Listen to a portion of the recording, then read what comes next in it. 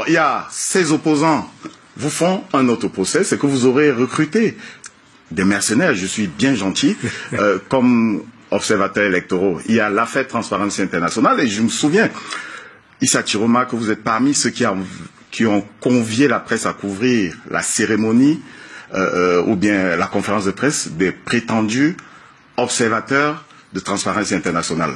Et depuis, vous ne vous êtes pas beaucoup exprimé. Vous avez suivi les accusations? Mauvais procès. Encore? Oui, parce que moi, Chiroma, ministre de la Communication, je suis habilité à donner des agréments aux journalistes, pas aux observateurs.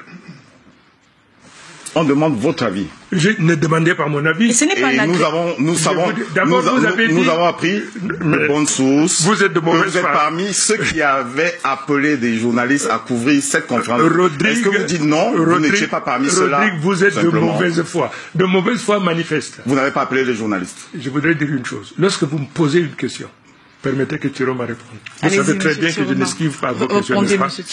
J'ai dit la chose suivante. Le ministre de la Communication, de par les textes organiques, est habilité à accorder des accréditations aux journalistes, mais pas aux observateurs. Première chose. Deuxième chose, dans le cadre de l'organisation gouvernementale, si un ministre organise une cérémonie, il a besoin d'une couverture médiatique. Il s'adresse donc aux responsables des médias pour faire ci ou ça. La troisième observation que je voudrais dire, vous êtes en train de, c'est pas moi, vous êtes en train de prendre des vessies pour des lanternes, chère madame.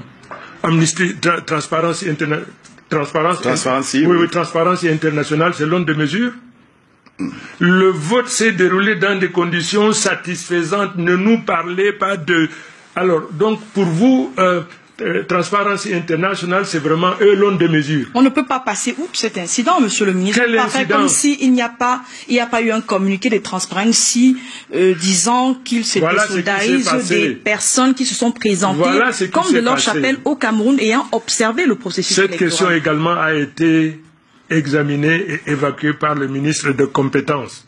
Ces messieurs qui sont venus ont dit qu'ils ont été formés par Transparency International. Et chaque fois qu'ils ont eu à se produire quelque part, ils ont toujours rendu compte à Transparency International de ce qu'ils ont fait. Mais nous disons au gouvernement, avec ou sans Transparency International, vous êtes en train de faire un mauvais procès. Ces élections se sont déroulées dans des conditions merveilleuses, comme ça n'a jamais été nulle part de par le monde, et le monde entier est en train de féliciter le Cameroun pour la manière dont ces élections ont été. C'est ça qu'il faut retenir. Transparency International, forget about this. Alors, mais, monsieur le ministre, l'incident est donc clos. Vous considérez que c'est un incident, c'est un malentendu, c'est clos définitivement, le gouvernement présente ses regrets? Le président Biaye est élu.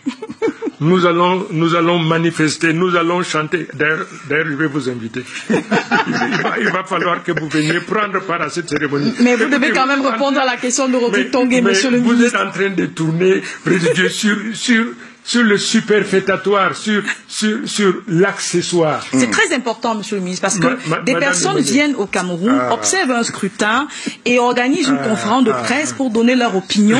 Et après, il se dit que ces personnes ne sont pas au nom de l'organisme.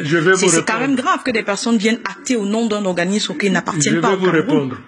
L'Union africaine a pris part. La CEAC a pris part. Et d'autres organismes. Rayonnement international, ça c'est une ONG. Ça c'est une ONG. Tout à fait. L'Union africaine était présente. Toutes les organisations. L'OIF était là. Vous vous accrochez sur Transparency International, quelque chose qui n'a aucune signification à nos yeux. Écoutez, si c'était l'Union africaine qui était mise en cause, on aurait compris. Si c'était la CEAC, on aurait compris. Si c'était, on aurait compris. Mais je vous laisse ces imposteurs, puisque vous convenez avec nous que ce sont des imposteurs, ils sont repartis libres.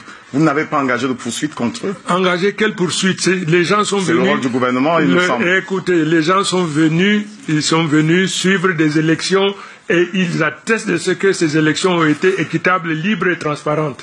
Alors, quand vous avez constaté l'imposture, vous n'avez pas engagé de poursuite? Quelle imposture? Quelle imposture? Mais Vous avez dit que ce n'était pas signifiant. Transparency International, ça ne compte pas. Si d'aventure il y avait des gens qui sont présentés au nom de Transparency International et qui ne le soient pas, c'est pas grave, mais on ne les poursuit pas. De quelle officine êtes-vous l'actionnaire aujourd'hui? Dites-nous.